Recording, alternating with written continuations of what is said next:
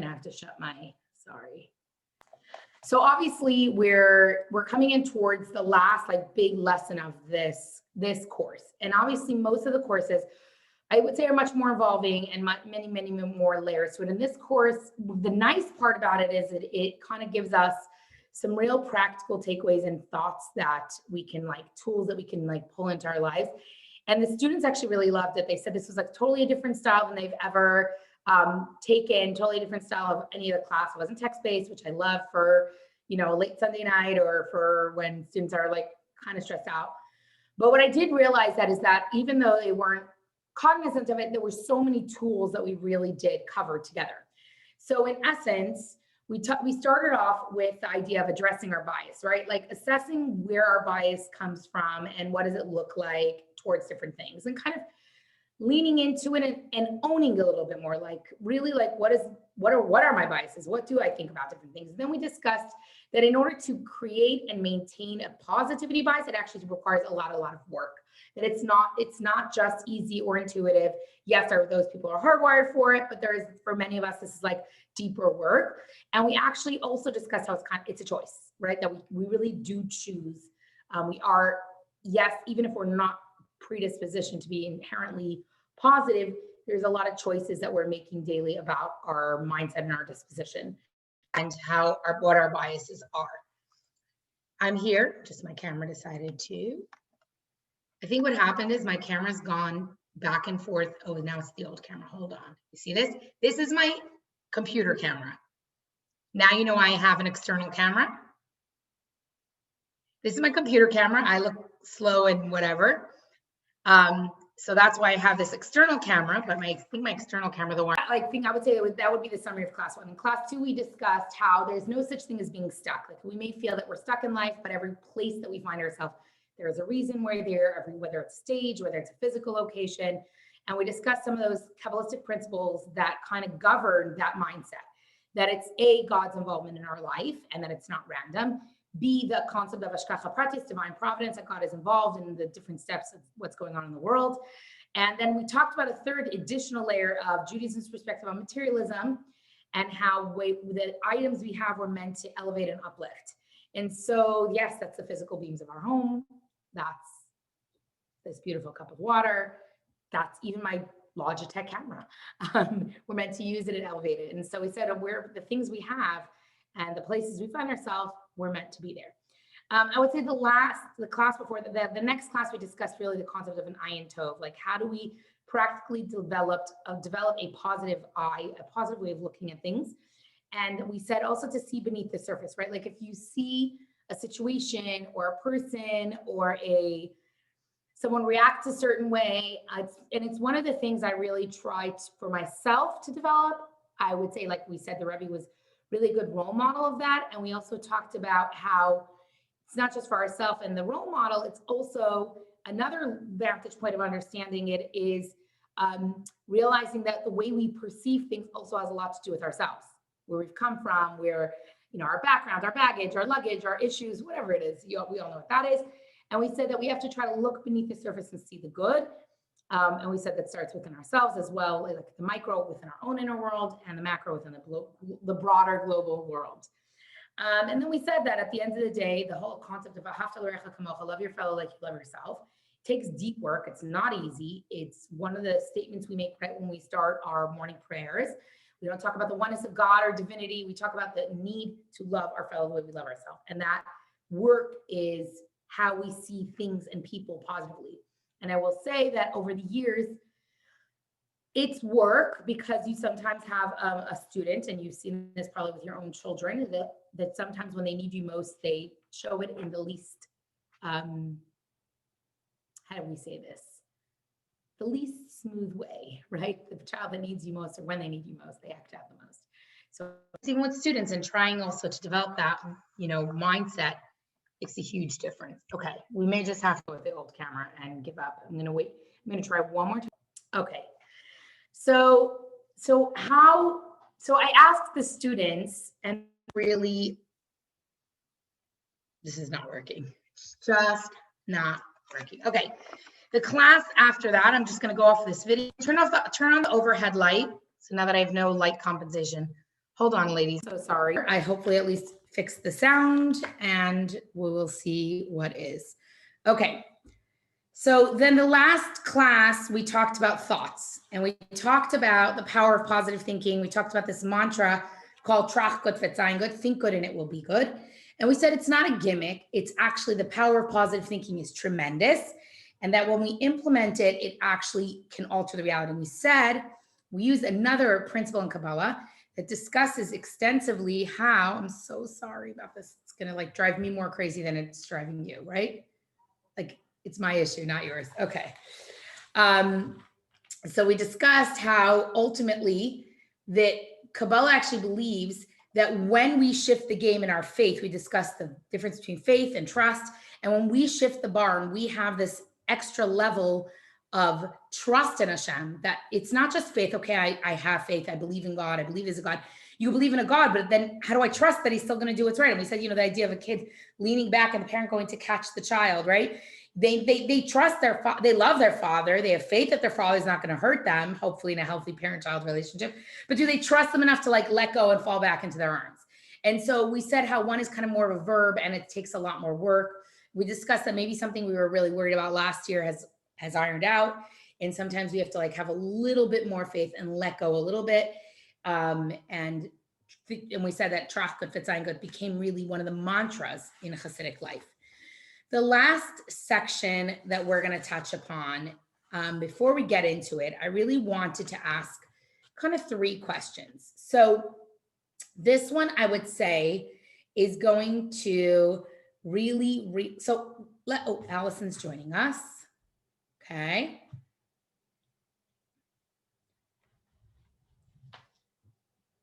Hi, Allison. How are you? Oh, you're muted. Hi. I'm so sorry. Happy you're here. I had a conflicting Zoom. I sent you a text. Could you guys hear Allison? No. Hello? You could? Yes, I can. I just can't. Okay. I'm having like some serious fun tech situations right now. Hold on one second. I'm sorry. I can't hear any. Hold on. I was wondering why you ladies were being so quiet. You may have been talking all along. Honored to have a hakafa honor to hold the Torah, and it was a tight synagogue, thousands and thousands of people, and he kind of got positioned with the Torah in the circle, and it was extremely crowded, and suddenly he started leading the procession, and then he got to the center circle, like from where the ark is to the center circle, and suddenly he was completely surrounded. And not only completely surrounded, but he got kind of like pushed to the side.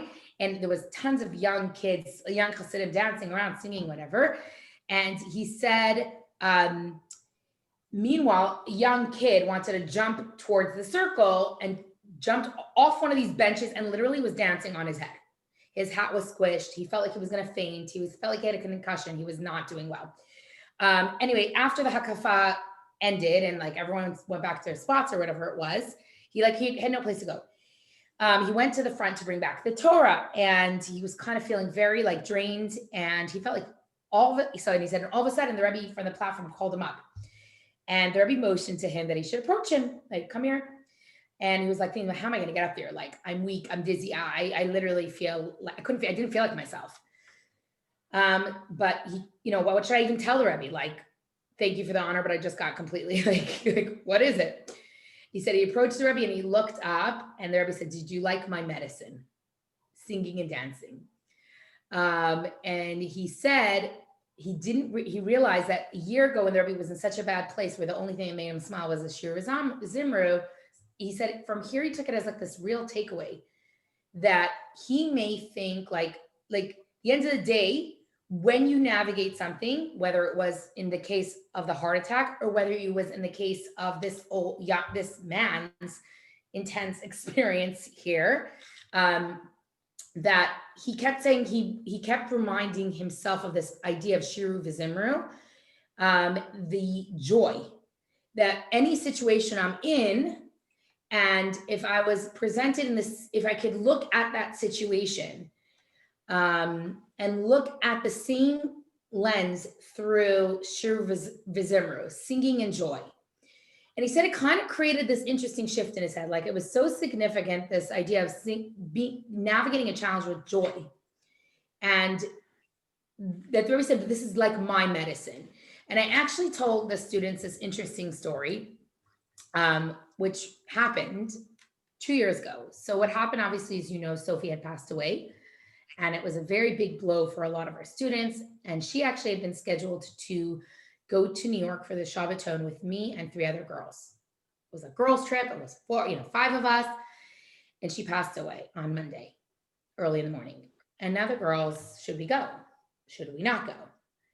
And we had a meeting about it. We discussed what would Sophie want us to do? Like, would she want us to stay home? Emotionally, inside, we felt like staying home. We did not feel like going to New York. We did not feel like singing and dancing. The Shabbaton is like this insane collective energy. Thousands of people from all over the world. And then like after Havdalah, everyone's dancing, and Friday night, everyone's dancing. And here we decided to go. And it took a lot of deep inner work to challenge and plow through the difficult emotions and still sing and dance with joy. And years later, one of the girls told me, years later, like months later, I would say, that at that moment, when I pulled them in on Saturday night to dance, they said, our insides felt like sitting and mourning. But we learned that you can be joyous even when you're sad. That we often think it's either extreme of emotions, but can we find joy even when things are difficult? And I guess that's what the Rebbe was saying. This is my medicine. So really, where does joy take place in Judaism? If you look historically a little bit, like during the medieval times, it wasn't the most positive, joyous approach to Judaism. The Lithuanian mainstream Jewish perspective was either observe, Judaism out of guilt or shame, out of fear of, fear and punishment, cause and effect, like God's gonna, there's heaven and hell and do it that way. Or I would say even more so, people were worried about ostracizing the community. So that was kind of a motivator for a relationship with God until we know the Baal Shem Tov shows up on the scene and he totally shifts the playing field, where he basically kind of really, really saw the need of serving God with joy, and not just joy, but that we can evaluate who's a great Jew or a simple Jew, a holy one, a not holy one. There's no such thing. And that was the Baal Shem Tov's like main thing, was this love and this drive and focus. And really it had fallen away, but it was not deviating from the way Jews should Hashem, right? Before Moshe passes away, he even says to the Jewish people, like, I'm going to just give the exact quote that Moshe says. He basically says, because you do not serve God with happiness and with gladness of heart, therefore you're going to end up serving your enemies. Meaning you should serve Hashem with joy. And we know that we fast forward, and one of the most famous lines about joy in the Torah comes from Psalms, from King David. And you may have even heard it because it's in Jewish songs. Ivdu et Hashem b'simcha. Serve God with joy, right? And we know even if we go further, the Arizal, who was like the first, Kabbalist who kind of, I would say, made Kabbalah a little bit more accessible in the 16th century. So he discussed how we have that actually joy, like basically that everything he achieved spiritually was because of doing mitzvot with joy. So we see that there's like this whole, like first one way of observing, and it kind of got into this very heavy, dense space of observance, of Jewish observance, until really the Baal Shem Tov came around. And the Baal Shem Tov actually said, everything you do should be in the name of Hashem, with joy. Eating, joyous. Sleeping, joy. Everything can be joy, that you could celebrate being a Jew and being proud. And whatever it is you're doing, it should have a lot of good, positive energy in it. And it created a massive shift. And as a matter of fact, the original name for Hasidim, so the term Hasid, a lot of people think it's like a 300-year-old term with the Baal Shem Tov.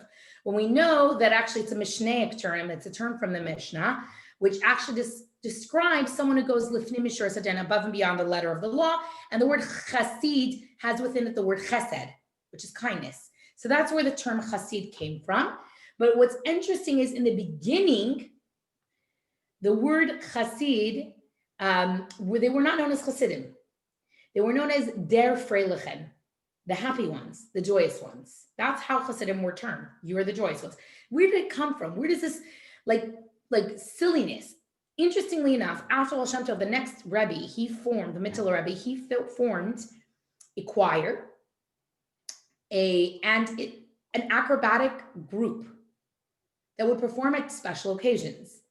So you think, who's this Hasidic Rebbe having an acrobat? And actually, even one of his own sons, imagine Moses' own son is like an acrobat on horses, right? It wouldn't seem like, okay, maybe for the kid who has a little too much energy or too ADD, let's put him in gymnastics and acrobatics and help channel it. No, this was grown Hasidic men who were called upon to perform during special occasions for these acrobatic performances. Well, one day in middle of the week, let's say Tuesday afternoon, no joyous holiday, no Hasidic festival, nothing. The Mittler Rebbe calls the choir together and the acrobats together. Okay, and they start to perform, they start to dance, they start to sing, and everyone's like, well, this is kind of bizarre. It's Tuesday, there's no reason. Suddenly his son, who's an acrobat, actually falls off a horse, and he's not in good shape. And so the Mittler Rebbe goes into his own room, and he tells them to keep singing, keep dancing, and he goes into his own room. And the doctors then come in and say, guess what? We first thought it was really tragic, but actually he just hurt his foot. He's going to be okay. He broke his foot. So later on, his Chassidim said this, what went on here? What went on? This singing, the dancing, the horses, the acrobats on a Tuesday afternoon. I don't understand why did you tell the horsemen, the choir, to continue when your son was injured? What kind of bizarre situation is that? And so the Mittler Rebbe turned the tables and he said, instead of asking me why I had them continue, why do you ask me an even better question? Why did I even have the horsemen and the choir perform on a simple day in the first place? You're zooming on one detail, but there's something bigger. And they said, okay, what is it? And he said, let me explain to you something. I actually saw up in heaven.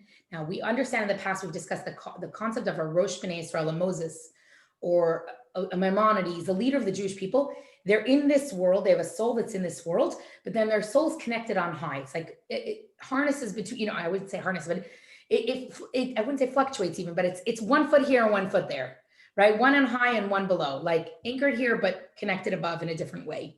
He said, I basically saw on high that there was a very severe decree against my son. And no matter what I did, I couldn't, no matter what prayer, supplication, couldn't intervene and diminish it. And so it was supposed to be a harsh day for him today. Okay, I sense that this is a day. There were accusations in heaven against him. The prosecutors are doing a good job litigating. And so I realized there's only one way out of this. And that's through, I'm going to basically sweeten the severity of the decree with joy. So what was he saying? That basically joy in this, I'm going to quote from the Mittler Rebbe, the joy thus created tempered the strict decree against my son, but a small portion of the decree remained. That's why he fell off the horse and hurt his leg. However, the continued revelry lessened even the residual decree, and God willing, he'll make a full recovery in the future. So what is going on about this story? What is this actually telling us? That ultimately, from a philosophical and theological space, from a Hasidic lens, there's obviously a great emphasis on sincerity, on humility, on even approaching God with a broken heart, meaning really, really pulling away the layers, really deep kavanah, really kind of to get through whatever is decreed against it. But just as important is the intensity, let's say, of prayer and all of that, is the intensity and the gift of joy. The joy, actually, there's a line that we say that, again, remember I said a lot of these are the pillars or the building blocks of Hasidic philosophy. Simcha poretz geder, which literally means joy breaks boundaries. So you ever were in a tense situation, maybe you were in a doctor's office, you were at a meeting, you're at a social gathering, and one person gives a genuine smile or says a really nice joke or greets me, that little measure of joy softens things. And we can understand that, right? You can tell, I know that I've told students things with a lot of love and a smile that maybe is not always easy for them to hear, right? But when we go and approach things with positivity, the message can get across much further. And actually, it says the same thing with God, that there's a power to joy, and joy breaks boundaries in heaven. And it's one of the building blocks. Simcha Poretz get there. Break the boundaries with joy. And we see it when people are joyous, and it can soften things. It can create deeper connections. There's a line that says that Share Demamais, the gates of tears are never closed. That there's gates in heaven to open and access godliness, but the gates of tears, tears will always be the key to get your prayers across on heaven. And Hasidim started this perspective that the gates of joy, that real joy, despite sadness, right? Despite our own emotional reality, can also break through and pierce the heavens. Both ends of the coin. So really what we need to do is we need to try to see how can we use joy and optimism to serve Hashem. How could we bring that joy into our lives in a real practical way? And it seems counterintuitive sometimes, right? It really does. When we're burdened and things are heavy and things are intense, it's hard to see things with a deep level of joy. But throughout Galus, throughout exile, that's what Jews have done, right? We know how to live paradoxes. You know that very famous story, and I think it's Night. It's in Elie Wiesel's book. I think it's Night, where he writes that one night they put God on trial. It's a very powerful story, right? He says, we put God on trial. He said he was in the barracks. They made a whole court case. There were prosecutors, there were defendants. It was a whole court case. And they all night back and forth litigated. And we concluded, in fact, the judge in this barrack courtroom, we found God. It was God's fault. God is accountable. He said, and suddenly someone looks out the window and says, the sun is rising. If we don't do our morning prayers now, the Nazis are coming to get us to work. We better do it now. And they quickly started davening their morning prayers. That's the paradox of being a Jew. The paradox of being a Jew is, can we dance even when, yes. And I remember when Saturday night, when we were at that Shabbaton, and the girls, I was pulling them to dance, I knew they needed to let go and to just allow and I said, guys, if Sophie was in this room right now, what would she tell you? And they started saying exactly what she would say. They said, oh my gosh, she'd be like, guys, stop, come on, let's go, let's dance, guys, don't be sad. No, this is crazy, come on. And they were able to really push beyond, and sometimes pushing beyond our own intuitive, emotional. That doesn't mean we suppress our emotions. And it doesn't mean we don't make space for sadness, because that's not healthy either, right? I'm sure Shelley can acknowledge that. We on our own can acknowledge that sadness that you don't deal with doesn't go away. But it means that we don't let it stop, determine, and control us. Because ultimately, joy is really sacred. And it's a part of how we can navigate life. And it's a really effective tool. It really helps us see things differently. If we work internally to see the world with more joy, and it can shift our mindset above what's restricting us. So can we look at a situation that we're in and see it from a more joyous perspective? Now, can you hold on one second? I want to share with you a video. That I shared with the students. And I'm just going to share if this works. We always try with the tech. We don't always know how it's going to be. Hold on.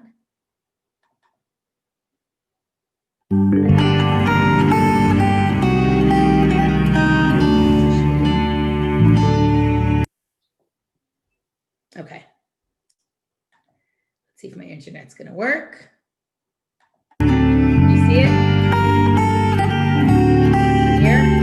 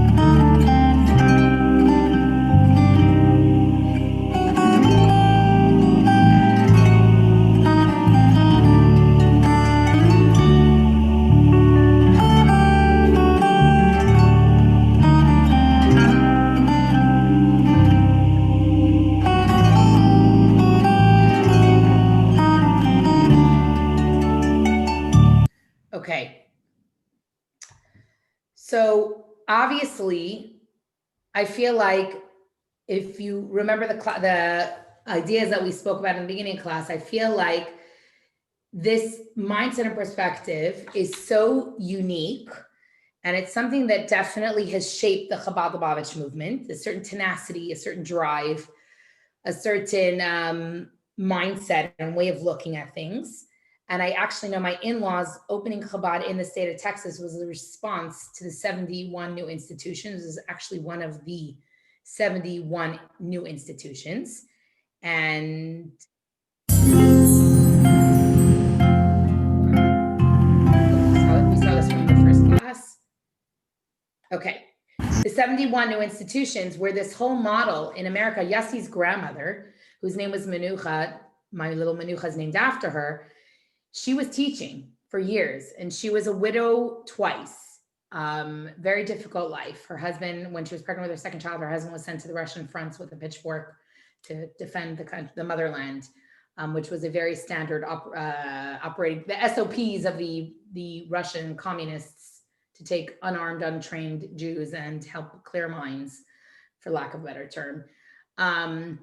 She had a very difficult life, but the Rebbe always urged her not to quit teaching, not to stop working, to always continue giving and doing. That if you're alive, every living thing must grow. And I think that mindset, I look at my mother-in-law who's in her mid-70s, who works harder than most of the 30-year-olds I know. And, she says, people say retire, I need to keep busy. Like, I need to do. As long as I'm alive, I need to do. And I'm not saying we shouldn't slow down. That's not my point. But the mindset is a very unique one, that to value our seniors and to value everyone in society that they bring to the table. Here's the opposite end of the spectrum. This was youth, which I'm really proud and honored to call you ladies my friends, and how you look at my young, beautiful college students. I see them the same way, with a lot of positivity, but this is a very interesting take on maybe a generation that you're familiar with.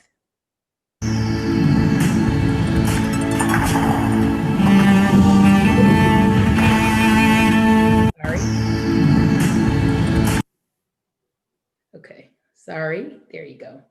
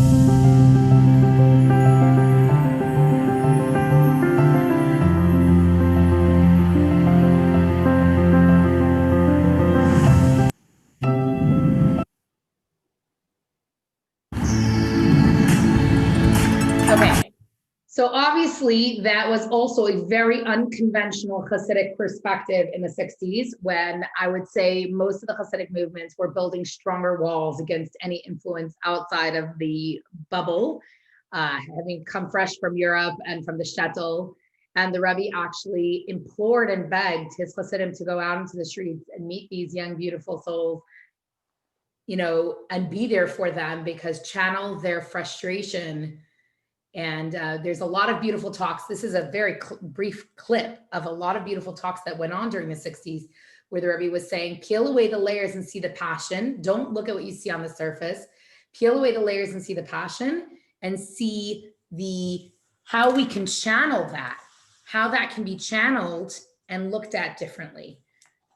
Okay. Again, a very unique perspective. And I realize that this style class is not your typical one, because this is more of a farbringen. This is more kind of getting inside the head of how it is what makes us tick, right? What makes help our mindset tick? And hopefully each of these have powerful takeaways. And here's one more powerful video that is so moving. And I think we also have to bear in mind that for us now, the way we look at people with handicaps, we don't even call them handicapped, right? We call them people with a handicap or children with special needs. But we have to see this powerful perspective for the time frame that was truly unique.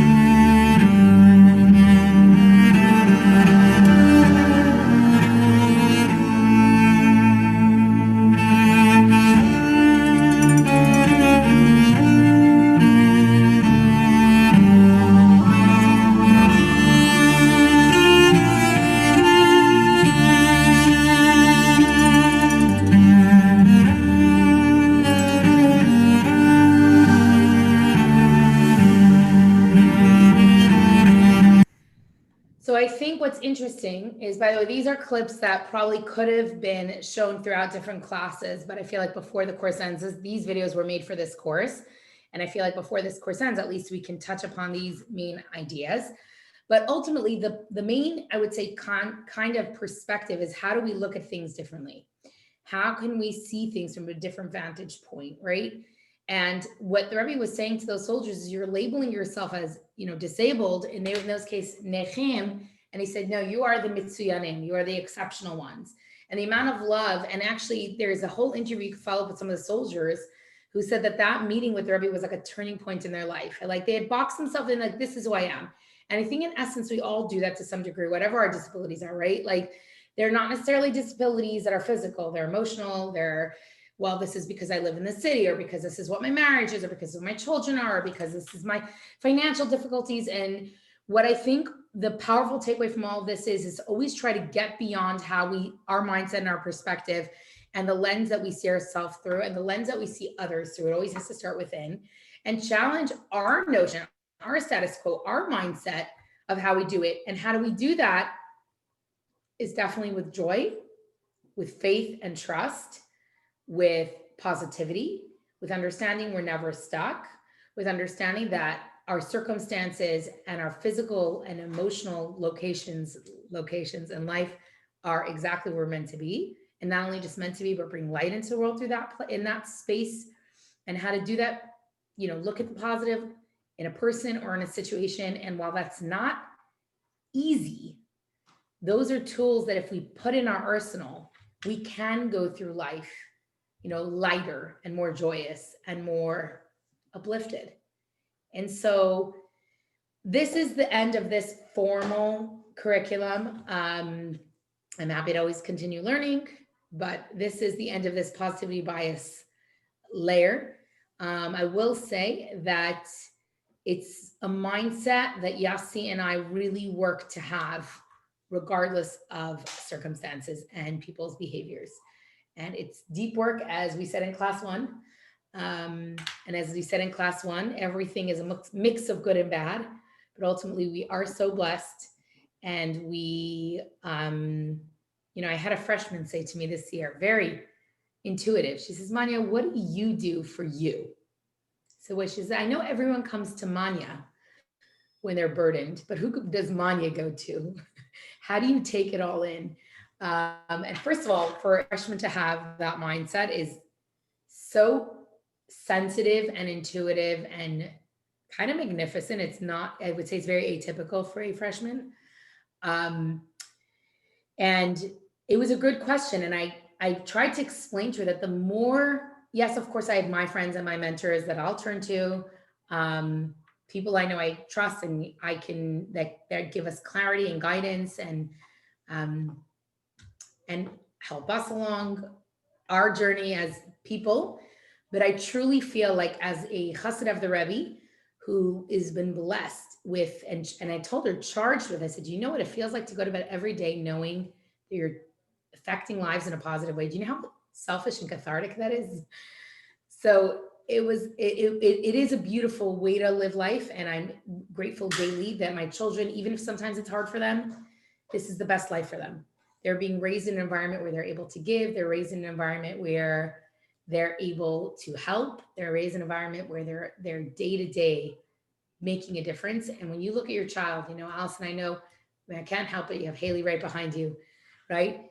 I'm sure as a young lone soldier, it's not easy, but she feels satisfied and she feels a life of meaning, right?